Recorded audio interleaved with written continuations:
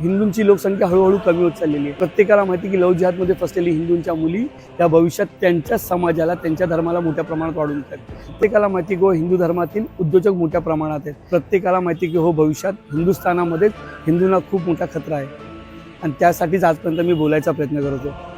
आणि ज्यावेळी मी ह्या विषयावरती बोलत होतो ना, तिला आम्हाला वेडा समजलं। काही लोकांनी आमचा अपमान केला, काही लोक मनात आमच्याबद्दल रागही ठेवतात, पण आम्ही सत्य परिस्थिती आणण्याचा प्रयत्न करत होतो। ज्यावेळी त्यांच्या धर्मातील लोक धर्मकार्य करतात ना, त्यावेळी त्यांच्या पाठी त्यांचा पूर्ण धर्म समाज उभा राहतो। आमच्या पाठी कोण उभा आहे? मान्य सोशल मीडियावरती लाईक कमेंट शेअर होत आहेत, पण काल जे झालं ते फार चुकी झालं।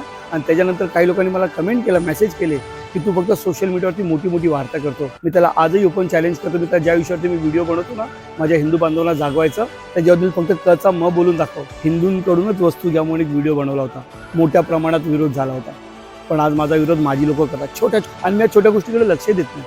पण ज्यावेळी आपली लढाई आपल्या लोकांसोबत असते ना, त्यावेळी कुठेतरी हार मानावी लागते। आणि मला वाटलं की अरे आज मी फायनान्शियली एवढं वीक झालेलो आहे, आज माझ्या डोक्यावरती अनेक मोठी मोठी कर्ज आहेत मित्रांनो, मला मग कसा प्रेशरमध्ये जगतोय, मला माहिती मी माझ्या फॅमिलीसोबत कसं फेस करतोय। तेव्हा सुद्धा मला जर का लढायचं असेल माझ्याच लोकांसोबत, तर त्याच्यापेक्षा मी थोडं पाठी गेलेलं बरं।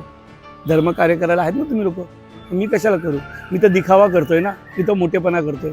नका, हिंदूंनी हिंदूशी नका लढू। आता तर मी असेल नसेल ना, काय फरक नाही पडणार तुम्हाला, 2 दिवस कदाचित रडू येईल,